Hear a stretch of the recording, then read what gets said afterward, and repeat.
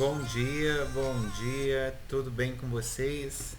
Vai chegando no final do ano, os alunos vão ficando desanimados das aulas, né? Mas nós estamos aqui. Acho que, como eu falei ali rapidinho no chat, acho que hoje a gente quase que fecha a matéria da prova do segundo bimestre, porque a semana que vem eu quero resolver questões, né? Até porque a gente precisa resolver essas questões para vocês postarem como sendo o trabalho do segundo bimestre. Então, ontem, quando eu estava pensando o que eu iria conversar na aula de hoje, é, sei lá, a gente poderia conversar várias coisas ainda sobre sociedade anônima, está faltando sociedade incomandita por ações, e daí, com base na nossa ementa, eu separei a aula 19, nomeei ela como sendo Sociedade de Economia Mista e Sociedade Incomandita por Ações. Acho que se a gente trabalhar esses dois temas, esses dois títulos, eu acho que é de mais valia para vocês, embora a Sociedade Anônima a gente só falou de aspectos gerais. Então, é, resolvi trabalhar esses dois para pelo menos cumprir a ementa de uma forma geral, mas sociedade anônima ainda teria bastante coisa para que a gente viesse a conversar. Então eu vou dar uma pensadinha, vou dar uma olhada até a prova de vocês para ver se de repente eu gravo mais alguma aula ou eu abro algum espaço aqui entre aqui no nosso calendário para que a gente converse mais alguma coisa sobre sociedade anônima. Combinado? E aí então, nessa aula de hoje, seria a aula 19, né, do que nós estamos enumerando isso, acho que desde do começo do ano, a gente está seguindo essa numeração em aula 1, aula 2, de acordo com o conteúdo. Hoje seria o capítulo 34 do livro do Marlon Tomazetti. Então, se você estiver abrindo aí nossa aula de número 18, você vai falar assim: você pulou alguns capítulos. São capítulos que falam sobre a sociedade anônima. Ali teria mais um ou dois que eu gostaria de trabalhar, mas não sei se vai dar certo aqui dentro da nossa ementa. Então, de qualquer forma, eu achei melhor cumprir aqui a ementa como um todo e terminar com sociedade incomandita por ações.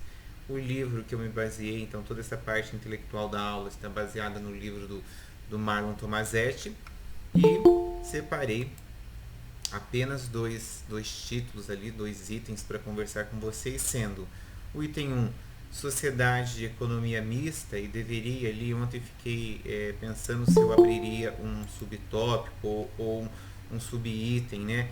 Empresas públicas. Acabou não dando tempo, que ontem foi corrido para mim, mas eu vou falar alguma coisa aí entre empresa pública e sociedade de economia mista. E o segundo e o último tópico da aula seria a sociedade incomandita por ações, para que a gente possa fechar a quinta e última sociedade empresarial. A primeira sociedade em nome coletivo, sociedade incomandita simples, sociedade limitada, sociedade anônima e agora sociedade incomandita por ações. Vou falar um pouquinho ali de empresa pública e de sociedade de economia mista também. Ainda poderíamos, ainda vou ver se eu consigo encaixar também uma aula sobre cooperativas. Então, vejam que o conteúdo de empresarial, tanto da parte lá empresarial geral e da parte aqui de sociedades, tem bastante coisa para conversar, mas assim, de uma maneira geral, a gente conseguiu cumprir praticamente tudo. Então, isso que eu estou dizendo agora sobre essas coisinhas que eu queria falar e não sei se vai dar tempo, são detalhes que, se eu não conseguir cumprir, de qualquer forma, depois você dê uma olhadinha lá no livro do Marlon Tomazetti ou qualquer outra obra aí que você quiser, eu posso te indicar, para fechar aí com 100% de conhecimento aí sobre o direito societário, mas a 90%, 95% do que era necessário a gente conseguiu cumprir. Então, dando seguimento aqui, eu começo o item número 1 falando sobre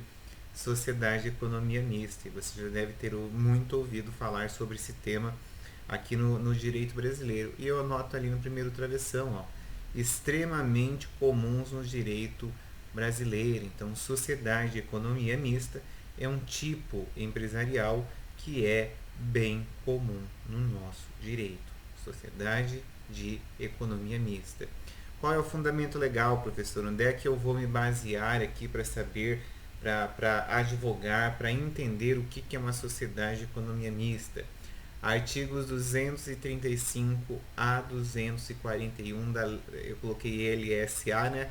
Lei das Sociedades Anônimas. Não sei se já viram essa abreviatura, essa nomenclatura. Abreviei dessa forma para ficar mais curto, para que o slide não fique muito poluído. E o terceiro travessão desse slide, sob a ótica do direito administrativo, né? Porque se a gente está pensando em sociedade de economia mista, é evidente que nós estamos falando de um tipo jurídico que tem parte de capital público e parte de capital privado. Então, quando nós temos interesses públicos envolvidos, evidentemente que a gente tem que aqui trazer o direito administrativo para verificar, para regular, para solucionar algumas dúvidas ali que a gente possa vir a ter nesse sentido. Então, sobre a ótica do direito administrativo, nós precisamos separar essas sociedades de economia mista em sociedade de economia mista, que são exploradoras de atividade econômica, então aquelas que querem ter realmente apenas o objetivo delas é o lucro, e sociedade de economia mista, que além de ter o lucro, nós estamos falando de direito empresarial, elas prestam aquela questão dos serviços públicos, né? Água, luz, esgoto. Então, dentro aqui do direito administrativo, a gente teria que verificar se essa sociedade de economia mista, ela presta algum tipo de serviço público ou se simplesmente ela explora uma atividade econômica. Se ela simplesmente explora uma atividade econômica, possivelmente a gente fica aqui nos artigos 235 a 241 da Lei de Sociedades Anônimas. Se ela presta um serviço público, possivelmente a gente vai buscar aqui complemento na legislação com a legislação do direito administrativo. Mas isso aqui a gente dependeria do caso concreto para que a gente pudesse tomar essa decisão. Conceito, né? Lei 13.303/2016, que trouxe aqui algumas alterações em nossa legislação com referência a esse assunto. Então, lá no artigo 4º, diz assim, ó, sociedade de economia mista é uma entidade dotada de personalidade jurídica de direito privado. Então, quando, né, a gente já conversou isso lá atrás, quando um ente aqui do direito empresarial possui personalidade jurídica, então ele passa a existir ele com direitos e obrigações. Na sociedade de economia mista, ainda que haja interesse público, ainda que tenha aí capital público envolvido, nós vamos classificá-la como sendo uma sociedade, um ente de direito privado. Para que eu possa abrir uma sociedade de economia mista, tem que ser autorizado por lei, então, com criação autorizada por lei. Mas de que forma que a gente cria essa sociedade de economia mista? Então, sobre a forma de uma sociedade anônima. Então, ela vai ter uma carinha de sociedade anônima, ela vai ter capital público ou privado, ela vai ter que ser autorizada por lei e, para fins aí de natureza jurídica, a gente vai classificar ela dentro aqui do ramo do direito privado, cujas ações com direito a voto pertençam à maioria à União, aos estados, ao Distrito Federal ou aos municípios ou ainda alguma entidade de administração pública indireta. Então, quando nós estamos falando em sociedade de economia mista, nós estamos pensando naquele formato societário de sociedade por ações, em que o capital social, né, o valor envolvido nesse tipo de empresa é dividido por ações e, de acordo aqui com a sua criação, a maioria, a totalidade daquelas ações com direito a voto. Mas o que é uma ação com direito a voto? É uma ação que possui direito de decisão, que vai votar lá em assembleia, que vai votar lá nas decisões daquela companhia, nas decisões daquela sociedade de economia mista. Então, a maioria dessas ações, então 50% mais um, pelo menos, deveria ser de propriedade aqui de entes públicos, sendo União, Estados, Distrito Federal, municípios ou qualquer outra entidade que esteja envolvida com a administração pública indireta. Então, com este conceito, né, nós vamos encontrar muitos outros doutrinadores que trazem aqui conceitos que também complementam esse que eu estou projetando aqui para vocês, mas esse é o conceito da 1303/2016. É um dos conceitos mais aceitos, talvez não seja tão complexo, que, né, até dispense algumas discussões, mas é o aceitável aqui para nós, porque é possível a gente entender qual o ramo que a sociedade de economia faz parte, economia mista, né, direito privado. Então, cuidado que os testes, a maioria deles, eles fazem essa pergunta para vocês: é verdade que a sociedade de economia mista pertence ao ramo do direito público? E aí o aluno que não teve aula comigo, ou que não escutou, que não assistiu aqui a nossa aula, ele pensa assim: bom, sociedade de economia mista. Se é economia mista, eu penso que deve ter capital público e privado envolvido. Tudo que tem direito, que tem dinheiro público, eu acho que faz parte aqui do direito público. Então, cuidado, que neste caso aqui, ele é pertencente ao direito privado, né, porque nós estamos pensando que nós temos um envolvimento aqui com lucro, porque não necessariamente é uma empresa que vai ser concessionária de serviço público. Tem que haver uma autorização por lei para que você possa abrir uma sociedade de economia mista, e ela é formada, ela é idealizada na forma de uma sociedade anônima. Então, eu recomendo vocês que façam print aqui desse slide, ou que façam essas anotações, ou que depois até voltem relendo aí o capítulo 34 do Marlon Tomazetti, para poder ter um pouco mais aqui de substrato, um pouco mais aqui de substância no conteúdo de sociedade de economia mista. Principais características, professor. Bom, as principais características de uma sociedade de economia mista para ser criada, ela precisa de uma lei, e evidentemente, se eu preciso de uma lei para criar, eu também vou ficar na dependência de uma lei para fazer o quê? Para poder extinguir esse tipo empresarial classificado como sociedade de economia mista. Então, eu repito, sociedade de economia mista depende de uma lei para fazer a sua criação, e como ela é criada por lei, ela também só poderá ser extinta por meio de uma lei. Ali a segunda bolinha, de domínio público com maior controle acionário em posse do Estado. Então, nós estamos aqui diante de uma sociedade no formato sociedade por ações, em que seu capital social é subdividido, em vez de ser subdividido em cotas, é subdividido em ações. E essa subdivisão de ações, o direito aqui, a criação desse tipo societário, indica que a maioria dessas ações deve ser de propriedade aqui dos entes de posse do Estado. Por quê? Porque justamente ela chama sociedade de economia mista, é como se fosse, né, eu já ia falar, é uma parceria público-privada. Não é uma parceria, não é uma PPP, não. É um direito aqui, é uma sociedade de economia mista, onde nós temos parte do capital público, parte do capital privado, com a maioria aqui de direito a indicar as relações, indicar aqui a direção, sendo ações ali de caráter ali de caráter acionário do Estado, seja ele União, Estados, municípios ou Distrito Federal. De caráter jurídico de direito privado, por exercer atividades comerciais de caráter híbrido, caso tenha que responder ao direito público. Então, nós estamos aqui diante de uma figura que ela é classificada como direito privado, porém ela tem ali, em alguns casos, quando ela é permissionária, quando ela é concessionária de serviços públicos, evidentemente que a gente vai dizer ali que ela tem um caráter híbrido, né? Porque além de ela ter o lucro, ela também presta ali um tipo de serviço para o Estado. Então, até aqui são características, nada de novo, né? Sim, de tão novo pelo menos, né? Existe na forma de sociedade. Então, sociedade de economia mista, o próprio nome nós já estamos dizendo, é uma sociedade. Você vai dizer, mas então é um novo tipo de sociedade? Não, é como se fosse uma subclasse, uma classificação ali da sociedade por ações. Pode ver que até o seu formato, o seu fundamento legal está ali dentro da lei das sociedades anônimas. Então, não tem nada de anormal, nada de muito complicado nisso aí.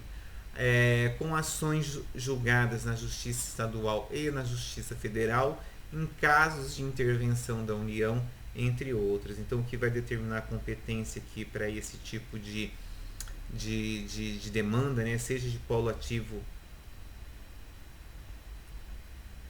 Isso mesmo, Pamela. Não é que ela é similar, é uma subclasse da sociedade por ações. Então, a sociedade de economia mista é quando existe essa necessidade ali da junção de capital entre Estado e entes privados, e será feito ali por meio da lei das SAs, surgindo essa possibilidade aqui de termos uma sociedade de economia mista. Então, são configuradas. Então, como é que eu vou classificar ela, professor? Eu vou classificá-la como sendo uma sociedade anônima e os seus funcionários são regidos pela CLT, né? Lei da Consolidação do Trabalho. Sua base difere das empresas majoritariamente públicas, administradamente unicamente pelo governo. Então, já no próximo slide vou falar sobre empresa pública. Por quê? Porque na sociedade de economia mista, a maioria das ações com direito a voto tem que ser de propriedade de um ente aqui do Estado, seja União, Estados, Distrito Federal ou município. Mas nós temos aqui também ou 49% ou em fatia minoritária a participação aqui de pessoas aqui, de pessoas físicas, de pessoas jurídicas que não tem nada a ver ali com os estados, municípios ou Distrito Federal. Exemplos de sociedade de economia mista. O melhor exemplo para vocês não esquecerem seria, no meu ponto de vista, o Banco do Brasil. Por quê? Porque o Banco do Brasil, nem sei se teve mais alterações ali no seu quadro acionário, mas eu me lembro que já faz algum tempo que o BV, né, lá o Hermínio de Moraes, comprou 49% das ações do Banco do Brasil. Então, nesse caso, nós estaríamos diante de uma sociedade anônima, né, Banco do Brasil S.A., em que 49% do seu capital acionário, ou seja, das suas ações, são de propriedades de um ente privado e 51% são de propriedades aí do Estado, né, da União, no caso. Ali também teria como exemplo a Petrobras e a Eletrobras. Eu ficaria com o exemplo do Banco do Brasil, porque eu me lembro muito bem quando o BV comprou os 49% do Banco do Brasil, nem sei se ainda está nesse formato, nesse percentual, mas eu me lembro que foi uma grande confusão, uma grande falação, e é um belo exemplo para você pensar em um tipo de sociedade de economia mista, em que a gente tem parte do capital público e parte aí do capital privado. E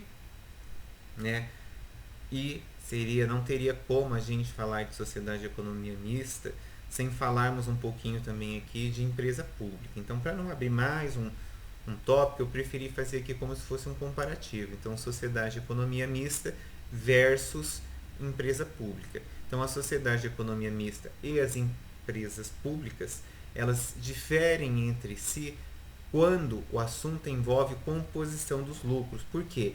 Visto que uma companhia mista possui capital público e privado, enquanto a de caráter público, como o nome já diz, atua apenas com recursos públicos. Então, sociedade de economia mista, nós vamos ter capital público e capital privado, e empresa pública, como o próprio nome diz, nós temos todo o seu patrimônio, todo o seu capital vindo de origem de recursos públicos. Então, vou repetir isso, que isso é muito fácil, você nunca mais vai nem esquecer. Sociedade de economia mista, nós temos uma junção ali de patrimônios, né, na titularidade ali de ações, em que a maioria ali, quem vai dizer a direção dessa companhia, dessas ações com direito a voto, é o ente público. Então, Estados, União, Distrito Federal e municípios. Exemplo, professor, Banco do Brasil. Mas por que o Banco do Brasil? Lembrem-se da venda de 49% das ações do Banco do Brasil para o Banco Votorantim, o Banco BV, lá de propriedade do Hermínio de Moraes. Já a empresa pública, nós não temos, como o próprio nome diz, todo o capital dela é de origem do Estado. Uma outra diferença aqui entre empresa pública e sociedade de economia mista seria quanto à restrição ao formato jurídico das empresas de sociedade mista, que podem existir unicamente na forma de sociedade anônima. Então, as sociedades de economia mista, elas só podem existir no formato de sociedade anônima. Já a empresa pública, de repente, ela pode vir aqui e ser formado por um outro tipo aqui, um outro ente, uma outra forma aqui dentro do direito empresarial. Apesar disso, ambas as empresas fazem parte da administração indireta do Estado. Por que administração indireta do Estado? Primeiro porque nós temos ali, no caso da sociedade de economia mista, o capital misto, né, entre, não é parceria, estou com parceria PPP na cabeça, que ontem eu li um negócio sobre isso.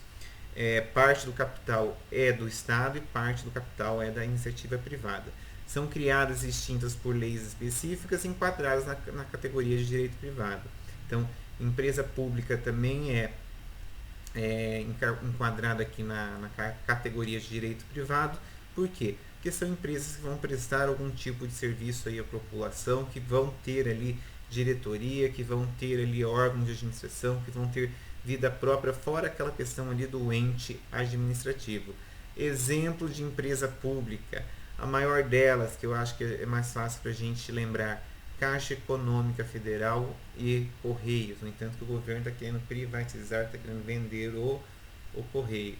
Então, veja que se você ficar com os exemplos de Banco do Brasil para a Sociedade de Economia Mista, o outro banco estatal, né, empresa Caixa Econômica Federal, é uma empresa pública, capital inteiramente vindo aí de recursos públicos. Não é difícil, não é complicado esses dois entes, é mais mesmo a título informativo. E partindo aqui para o último tipo societário, né, a sociedade incomandita por ações.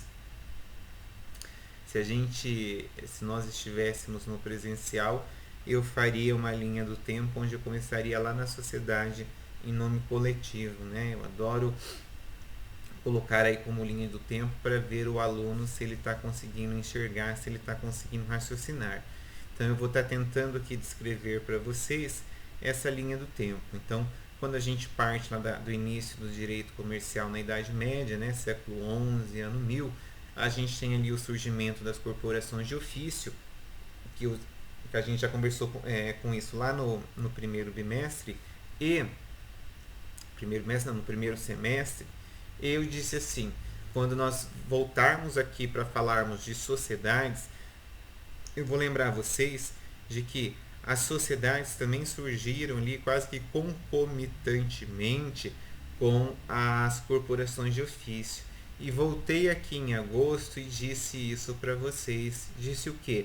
Disse que no século XI, assim que a gente começou aquele movimento ali de mercado, de corporações, também surgiu ali o direito societário, sendo a primeira sociedade a ser surgida, a sociedade em nome coletivo, que é a sociedade no seio familiar. Deu certo? Deu super certo. Sociedade que teve muito lucro ali, porém, nós tínhamos a questão de que quem não era membro da mesma família não podia fazer parte de uma sociedade em nome coletivo.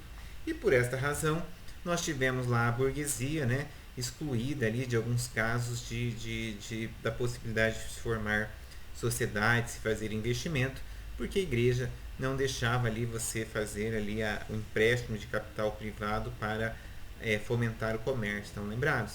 E daí, pensando em burlar essa questão da igreja, o homem, né, a espécie aqui, pensou na possibilidade de se criar um outro tipo societário que burlasse exatamente essa questão da sociedade familiar. E criou, né, você lembra que a gente já conversou, já até caiu na sua prova, pegou a sociedade de nome coletivo e colocou nela o que estava faltando. O que faltava em uma sociedade de nome coletivo? Faltava a possibilidade de eu ter sócios que não fossem parentes, né? E sócios que viessem aqui a responder de forma limitada. Nós criamos, na verdade, uma sociedade em nome coletivo com uma classe de sócios e investidores.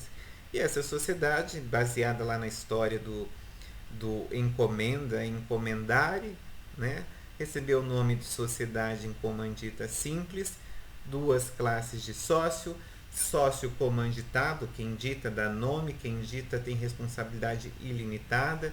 Então, classe de sócios comanditados, aqueles que administram a sociedade, aqueles que dão nome, aqueles que respondem de forma ilimitada. E classe de sócios que são apenas investidores, que segundo os alunos são os otários, mas eles não têm nada de otários, são a classe de sócios comanditários. Tudo isso aconteceu lá no início do direito comercial, deu certo, deu muito certo, ganharam dinheiro. As grandes fortunas europeias aí do comércio foram baseadas nessas duas modalidades de sociedades empresárias. Depois nós temos lá em 1453, né, entendeu? Em 1453, o surgimento lá da Casa de São Jorge, estão lembrados? Que a princípio foi para estar arrecadando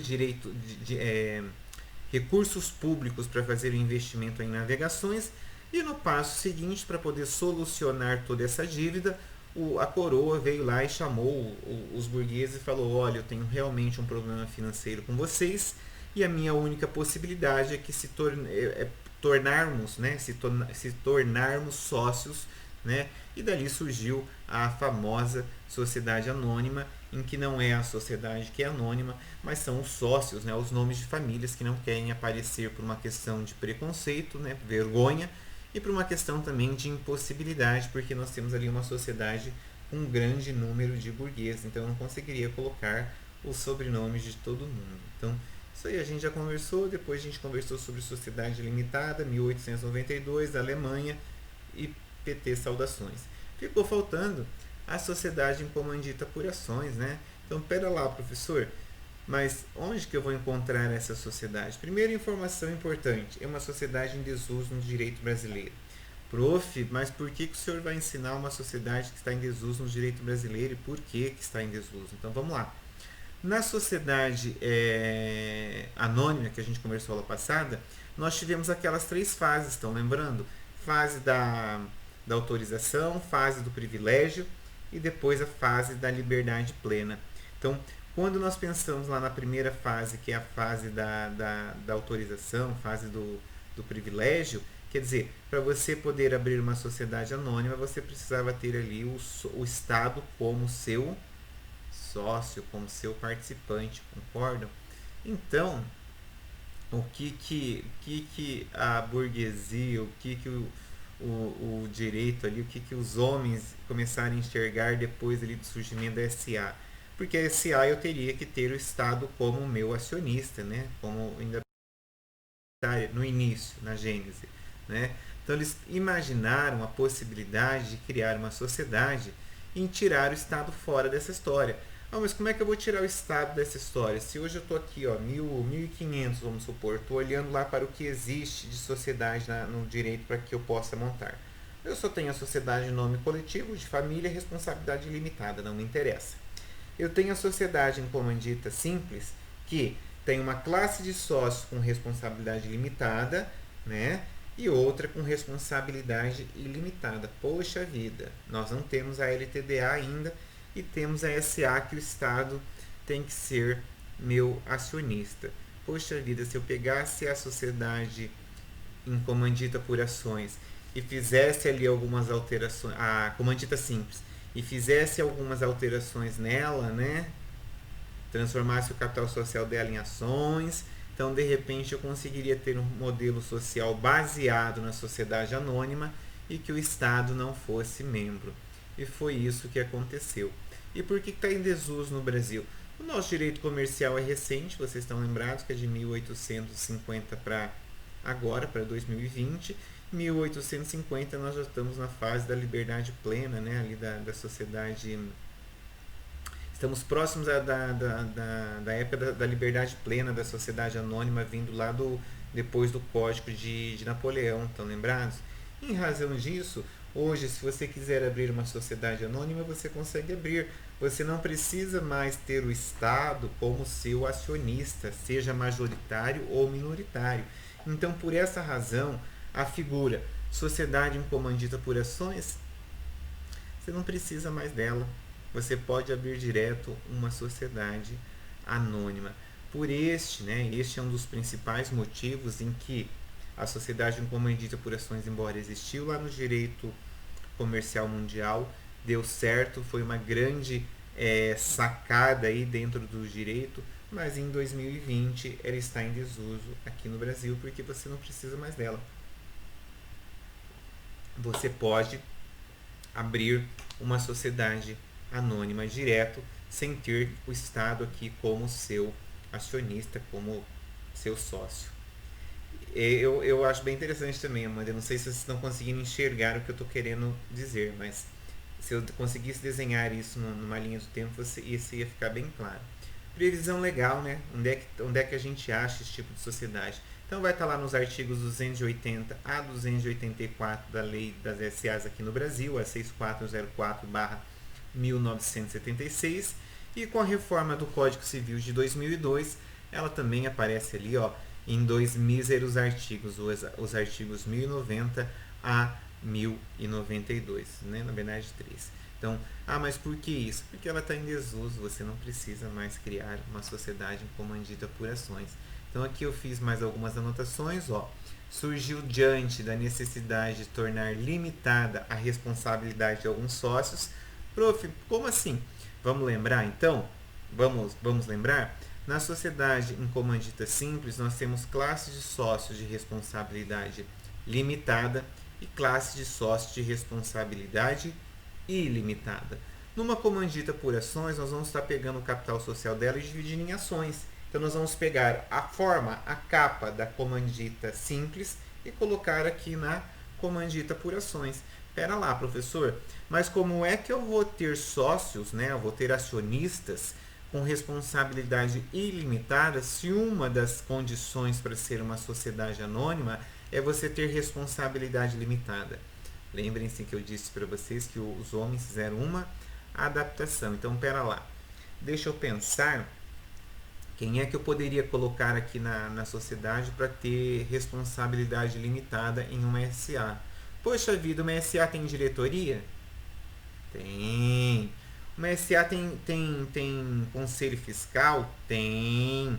Uma SA tem conselho de administração? Tem. Então o que eles pensaram? Nós vamos pegar todo esse pessoal que tem poder aqui, tem direito à decisão, e nós vamos colocar eles como, né, além de serem acionistas, então é uma condição para você estar participando aqui da sociedade anônima, você vai ter que vir aqui, vai ter o quê? Responsabilidade ilimitada. Olha que coisa interessante. Então pegaram o pessoal que tinha direito à decisão, que tinha direito ali a administrar, a resolver as coisas da sociedade, e colocaram ali como sendo acionistas com responsabilidade ilimitada.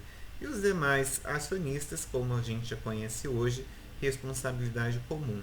Então essa sociedade surgiu em razão da dificuldade de se constituir uma sociedade anônima devido à necessidade de autorização governamental. Então, como eu precisava que o governo me autorizasse a abrir uma sociedade anônima, quando eu crio a sociedade em comandita por ações, eu burlo essa autorização, porque agora não é mais uma SA, é uma comandita por ações. Olha que interessante isso. Aí você vai me dizer, mas então quando surgiu, professor?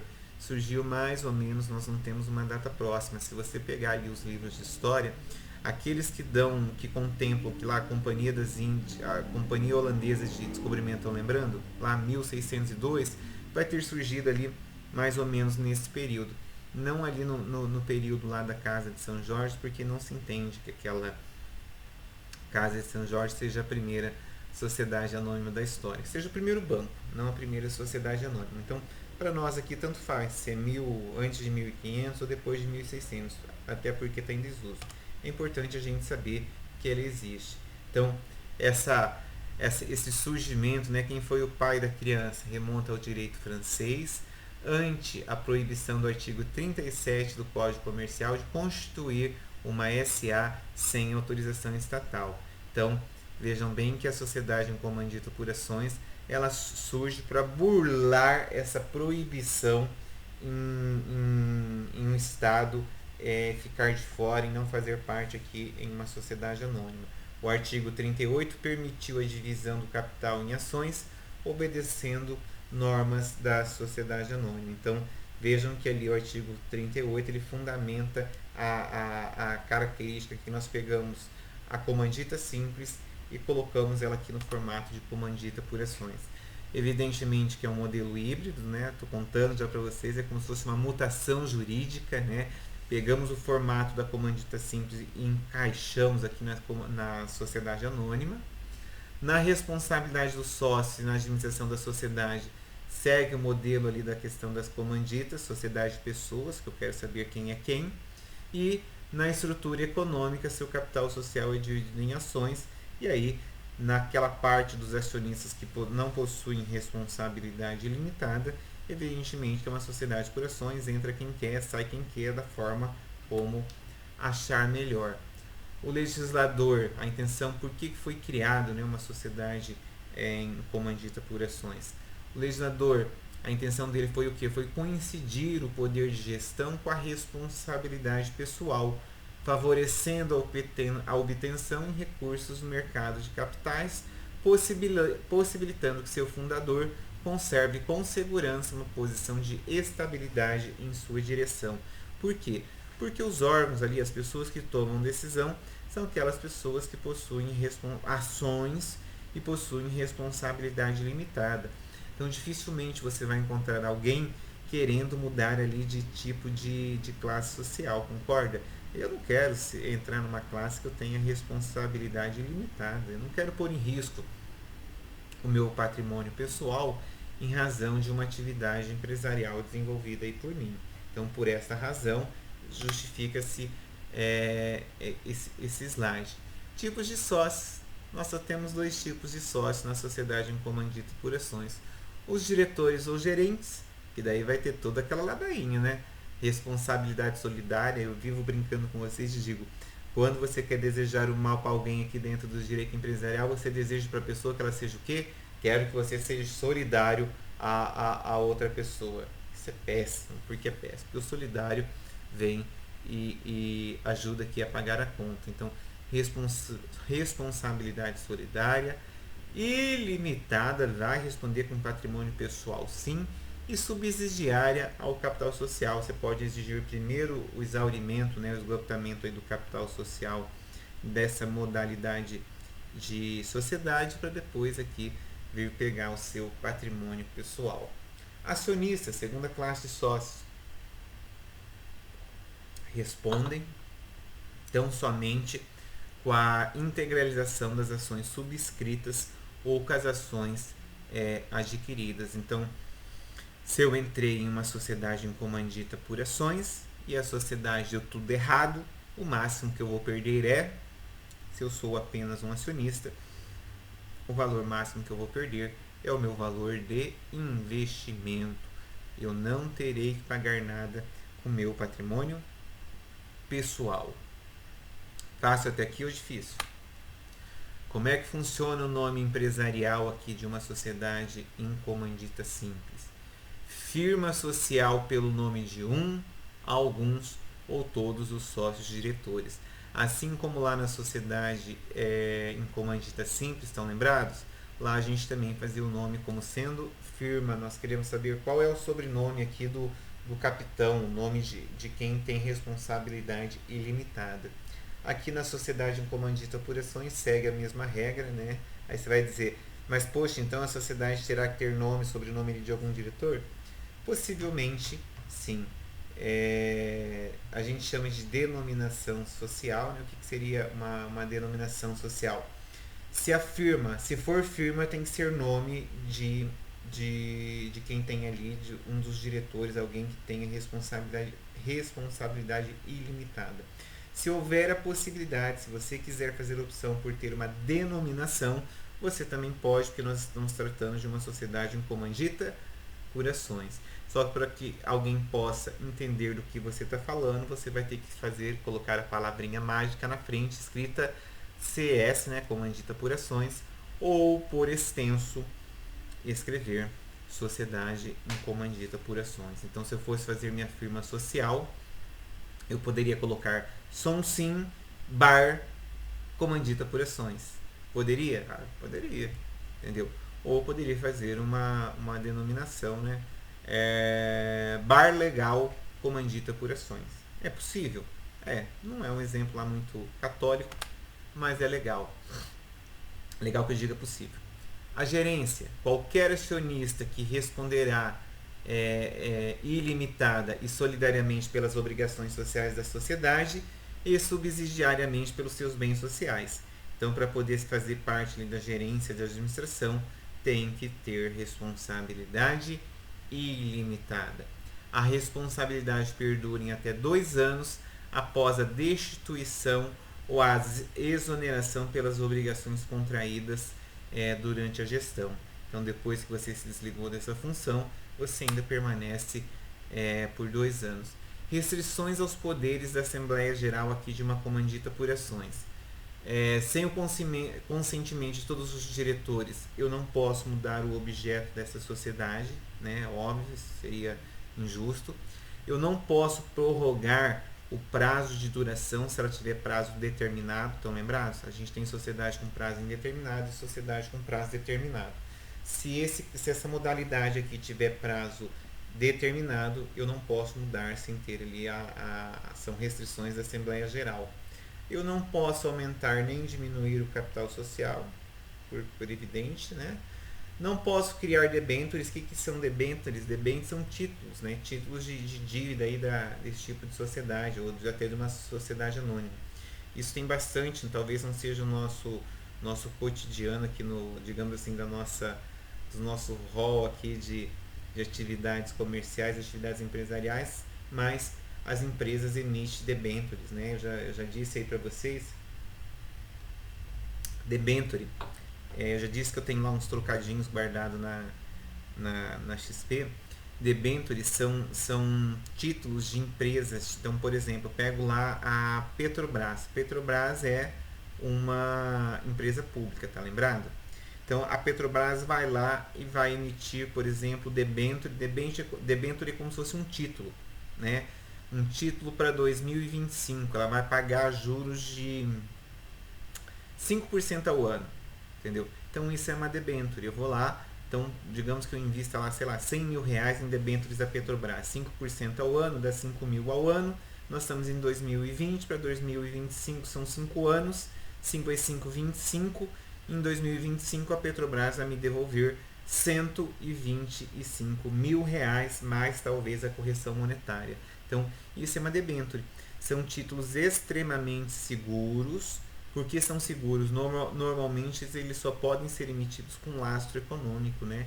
Então, se eu vou pegar lá, se eu vou captar no mercado, sei lá, 100 mil reais, eu tenho que ter em patrimônio 100 mil reais para que não haja possibilidade de perda. Então, ali o meu assessor da XP vive me indicando debêntures, mas eu não gosto. Não é por nenhum motivo específico. Eu não gosto porque eu não gosto de ficar com, né, eu não tenho tanto dinheiro assim, então eu não gosto de ficar com o meu dinheiro amarrado para anos para frente. Eu prefiro ter ali a possibilidade de acompanhar os nuances do mercado financeiro, que às vezes até um embrulho na barriga, como anda dando esses dias, tanto que a bolsa está caindo, mas tudo bem.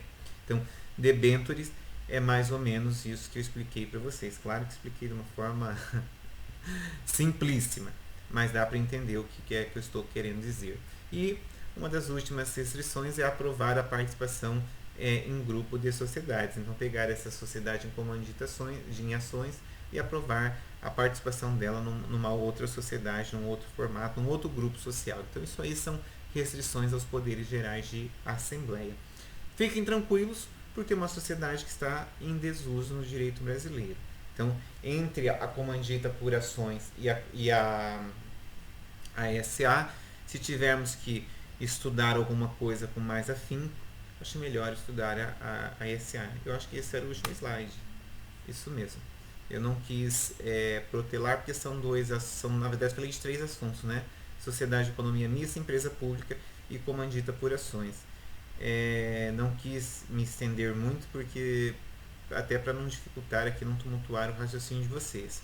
Acredito que na semana que vem nós vamos fazer questões aqui online, para depois você poder postar para mim, porque na outra semana, acho que já começa a semana de provas de vocês, né? Se eu não estou equivocado.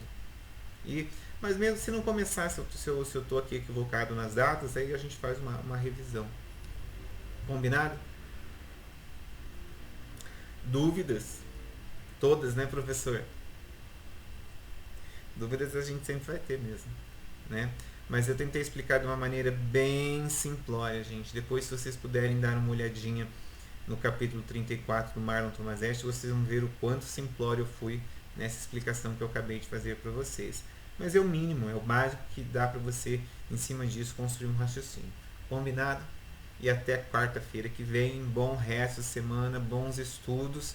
E se estiverem lá no evento, acho que tem um evento de sexta, né? Que o Toso está me convidando lá para ver artigo, para ver não sei o que lá. Se estiverem lá, a gente se encontra na sexta-feira, se eu for estar presente online, que eu ainda não sei, que eu tenho um compromisso. Combinado? Tchau, até quarta-feira.